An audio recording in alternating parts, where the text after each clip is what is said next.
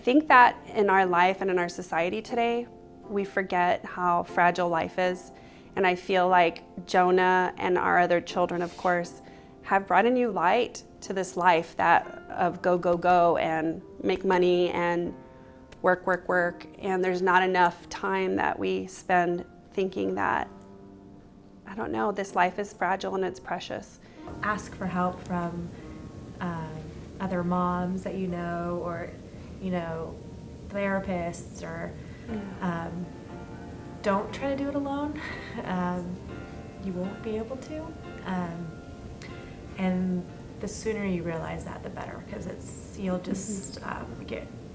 I tried to do it alone, and I made it 2 months home. But seek out help however you see fit, if you're faith. And the more help you get, the better equipped you'll be. You need to have patience. You need to learn to work on your patience. Is that the word? Yeah. Yes, that's a good one. There are gonna be a lot of moments where you are gonna be hand-tied. You cannot do anything. You have to leave everything in someone else's hands. Sometimes your baby's gonna fall, not literally, metaphorically, and you're just gonna have to deal with it. If you're married, try to work it along with your partner, your husband, your wife.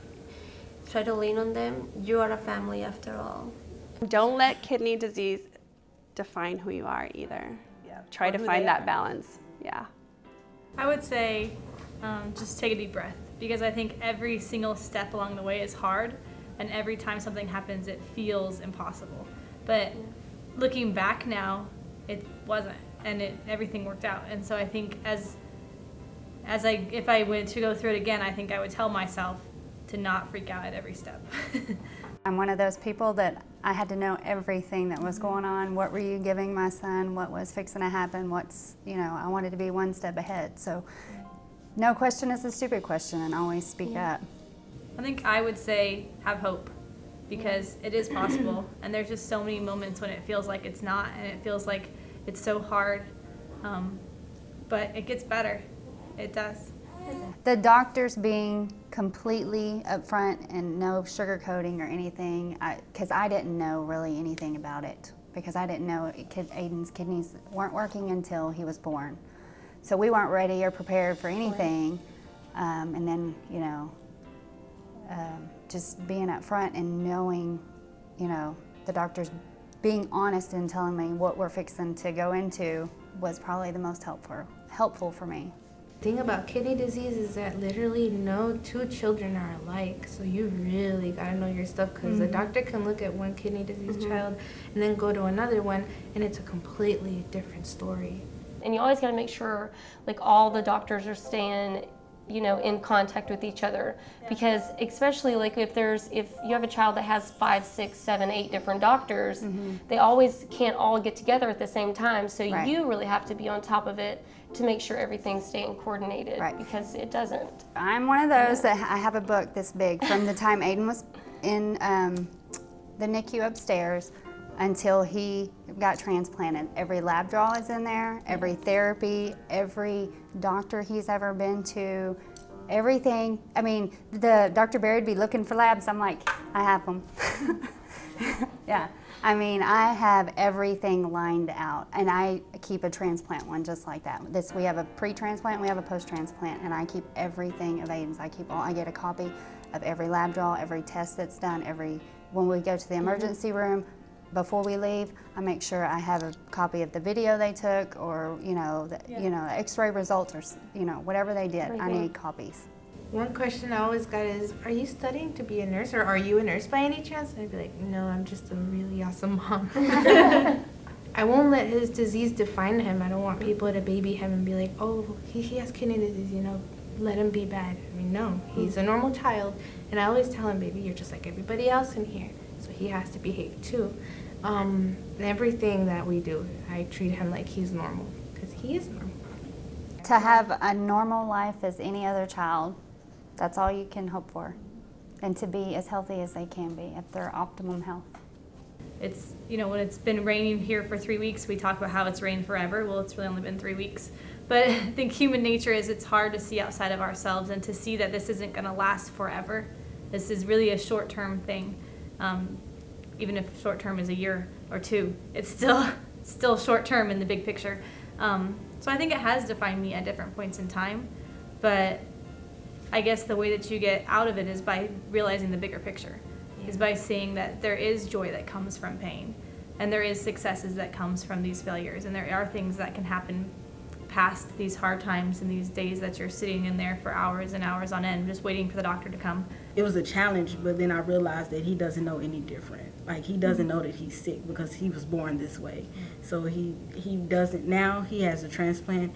He doesn't even remember dialysis. He doesn't remember any of the surgeries. He doesn't remember anything. It's just like he's just living life. And how amazing it is to see them grow and to see them do things that no one ever thought that they could do, and just meet those milestones and do things that are just blow me away daily, the way he is able to do everything without any problems. Right. It is a blessing. And they do it in their own time, because it seems like babies that are on dialysis, it takes them a little bit longer to sit up and to do some of the same things, but they do all the same things. It's just in their own time for sure. And I think it's actually more exciting when they do it. When you've I worked for agree. so long and you've waited for so long, to see them start to learn to roll over or crawl or walk is way more exciting than it was for my other kids. No, I totally agree with you. I asked my 9-year-old son, who's a transplanted now for 7 years, on our way over here today, I said, what do you remember most about being on dialysis and being an infant that was sick? And he goes, Mom, I don't remember anything. All I know is life is good. And one of my things is, not only for my child who has had a transplant and lived on dialysis, but for all my children, is I want my children to love life and to love people and to just live each day as if it's their last, to just embrace the days that they have and embrace the people that are in their lives, and because we just don't know. And so that's my hope and prayer for my children, is that they love the people they're with and make each day count. Finally, I accepted help from parents and from family members, and they were just like, go ahead, go get some rest, eat something. It's like I had to be pushed to take care of myself, because I forgot about myself. It wasn't about me anymore. Do you remember when we brought Major home for the first time and we're going to do dialysis at home for the first night? My husband and I said to each other, let's just take it one day at a time. And you know what? We've lived life since then, taking it one day at a time. It is important for mothers and fathers to take some time for themselves, whether it's in your home or outside your home, just to give yourself a break, because I find that we're all better parents when we take care of ourselves. It kind of makes you feel stronger in a way. But then for me personally, when I look at my son, it's literally like I pull inspiration from him, because all the things that he's gone through all the things that I'm going through right now are trivial compared to what he is going through and what he's going to have to continue to go through for the rest of his life, you know? So it's really rewarding in that sense. Getting to the point where you can chill out is really important, and knowing that it's okay and you don't have to be as serious as all of the staff that are caring for your kid are when they're caring for him, because they're supposed to be serious all the time. And, you know, I think getting to that level of comfort is important. You spend so much time hyper-focused on how well they're doing. And you'll see them smile, you'll see them laugh, and it really catches you off guard. Because so much of your time is spent caring for them medically that you forget to be their parent. I think the emotions are heightened to some degree, whereas, you know, with other children, it's, you know, you get your highs and lows, but it's relatively overall kind of flat, but a little bit. With these children, it's a roller coaster, but the highs definitely outweigh the lows, because the highs are so high. You have a solution, and then that solution works for like a month or a week, and then something else happens, or, you know, some other, and that changes all of you had it all set up and it was going to work a certain way, and then all of a sudden it doesn't work that way anymore, and so you have to find a new way. And after like the 18th time, you just kind of start, rolling with it. And I think for us, it's been, we had hospitalization this week that was a result of something that happened about a year and a half ago, and it was unexpected, and it was only for 2 days, and it was just like clockwork. I mean, she called me and said, "Oh, I'm not coming home. We're going to stay at the hospital." And I knew where the kids were and what to do, and we just. But I think getting to that level of flexibility was a challenge. I think now we're there, but maintaining that level of flexibility was definitely tough. For most scenarios, you're right. It seems like at least one parent. If both are working, usually one of them ends up, staying home. And that was the case for us.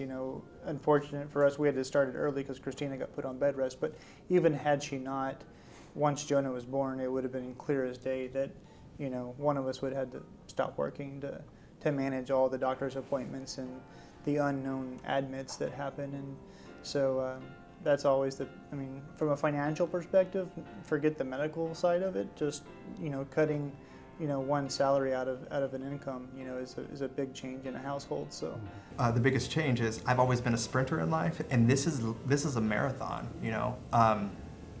mentally and physically, and so it's that's been the biggest change for me. But I mean, he's an amazing kid, and like Hunter was saying, I get to see things with him that I missed out on with my other child because I wasn't really paying attention. I didn't have to pay attention as closely as I do now. Dialysis.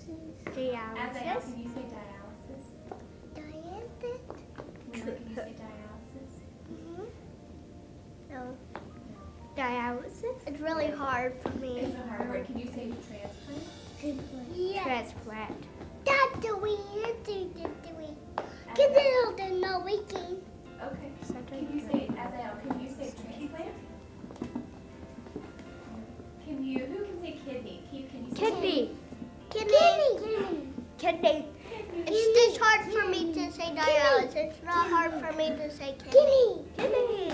It's not hard for me to say kidney. It's hard for me to say dialysis. Were you on dialysis? Oh, I just said it.